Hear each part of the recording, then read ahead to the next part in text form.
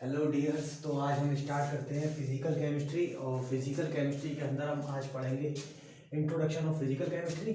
And इसके बाद topic देखेंगे हम मैटर। तो ये जानते हैं मैटर क्या चीज़ है।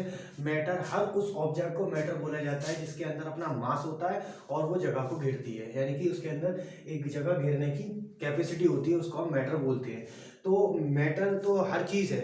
अब हम इसका क्लासिफिकेशन ऑफ मैटर क्या है। Classification of matter two type से होता है। नंबर वन, सबसे पहले हम पढ़ते हैं इसका classification. Classification of matter. Classification of matter. अब ये क्लासिफिकेशन जो होगा मैटर का टू टाइप्स से होता है। Number one, physical classification. Physical classification and then chemical classification.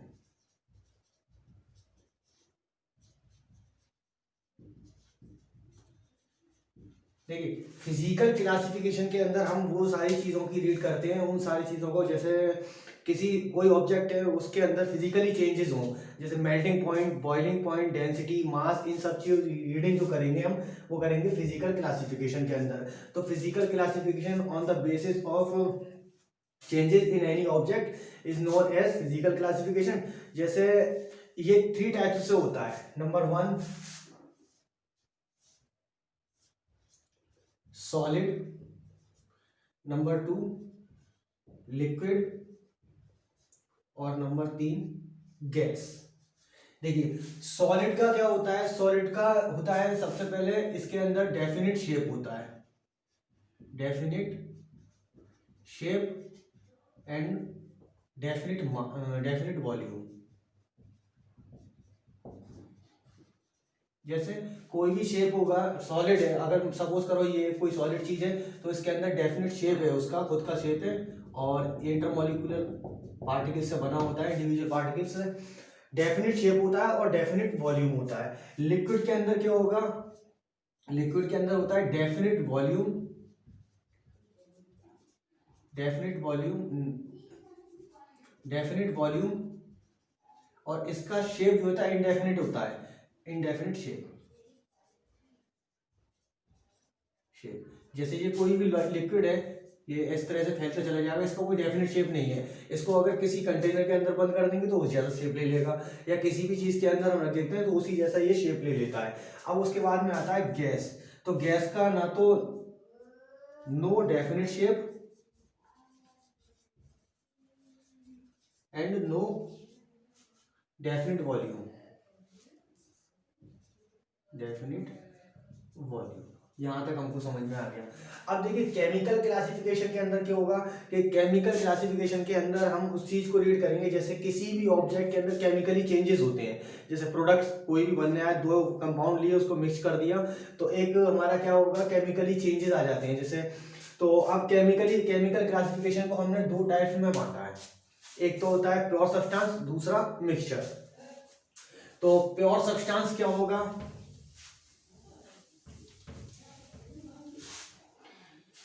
Pure substance, तो फिजिकल क्लासिफिकेशन हमारा कितने तरीके का हो गया। ये हो गया थ्री टाइप्स है। Number one, solid. Number two, liquid. और नंबर थ्री, गैस। अब केमिकल क्लासिफिकेशन को हम दो पार्ट्स में डिवाइड करते हैं। Number one, mixture. Number two, pure substance.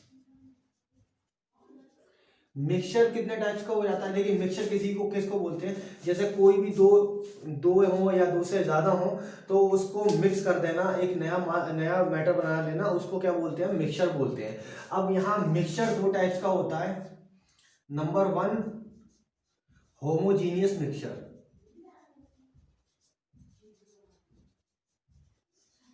और number two, heterogeneous mixture.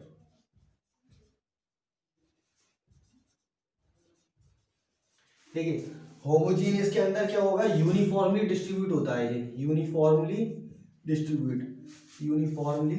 Distributes two and more than two compounds. Two and more then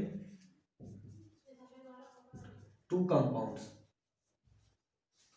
जब दो हो या दो से ज्यादा कंपाउंड जब एक यूनिफॉर्मली डिस्ट्रीब्यूट होते हैं, बराबर बराबर डिस्ट्रीब्यूट होते हैं, तो उसको बोलते हैं होमोजीनियस मिक्सचर। हेट्रोजीनियस मिक्सचर क्या होता है? नॉन यूनिफॉर्म डिस्ट्रीब्यूशन होता है इसके अंदर, non uniformly distribute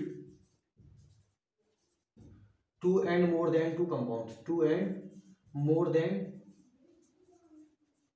to compounds. तो इस टाइप के मिक्सचर को हम क्या बोलते हैं? Heterogeneous mixture. अब प्योर सब्सटेंस हमारा कैसा होता है? प्योर सब्सटेंस के अंदर आते हैं नंबर 1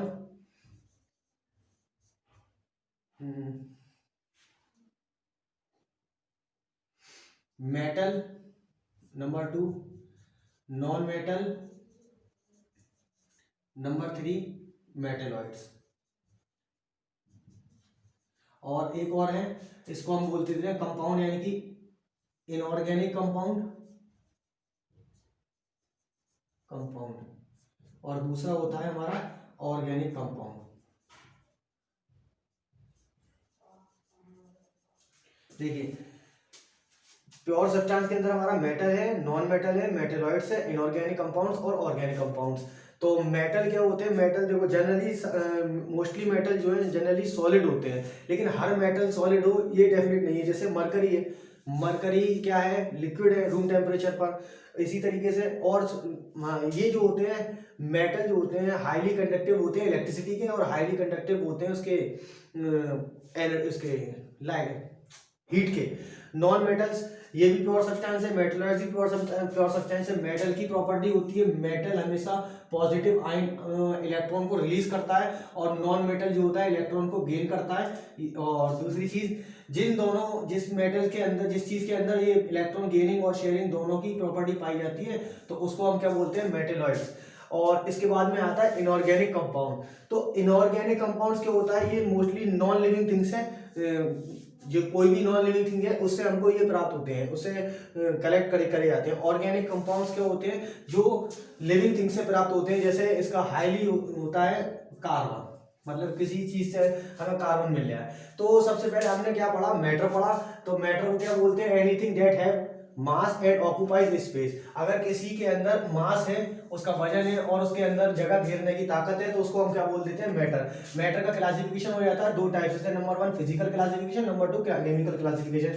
फिजिकल क्लासिफिकेशन क्या होगा कि किसी ऑब्जेक्ट के अंदर जो किसी कोई ऑब्जेक्ट है उसके कलर में चेंजेस हो, नहीं कलर में चेंजेस कह रहा हूँ, इसके अंदर फिजिकली जब चेंज होंगे तो उसको बोलते हैं physical classification. Physical classification three types का हो जाता है, सॉलिड, नंबर 2 लिक्विड और नंबर 3 गैस। सॉलिड का क्या होता है? डेफिनेट शेप होता है, डेफिनेट वॉल्यूम होता है। लिक्विड का क्या होता है? डेफिनेट शेप नहीं होता है लेकिन डेफिनेट वॉल्यूम होता है। गैस के अंदर ना तो डेफिनेट वॉल्यूम होता है, ना ही डेफिनेट शेप होता है। इसी तरीके से केमिकल क्लासिफिकेशन जब हम करते हैं तो इसको बांट देते हैं मिक्सचर में और प्योर सब्सटेंस में। तो मिक्सचर कितने टाइप्स का होता है? होमोजीनियस मिक्सचर, और नंबर 2 हेट्रोजीनियस मिक्सचर। अगर किसी के अंदर यूनिफॉर्मली कंपाउंड डिस्ट्रीब्यूटेड है तो उसको क्या बोलते हैं? Homogeneous mixture. और हेट्रोजीनियस मिक्सचर किसको बोलते हैं? जिसके अंदर कोई भी कंपाउंड जो है नॉन यूनिफॉर्म डिस्ट्रीब्यूट हो। इसी तरीके से मेटल प्योर सब्सटेंस में आता है metal, non metal and metalloids, inorganic compounds and compounds.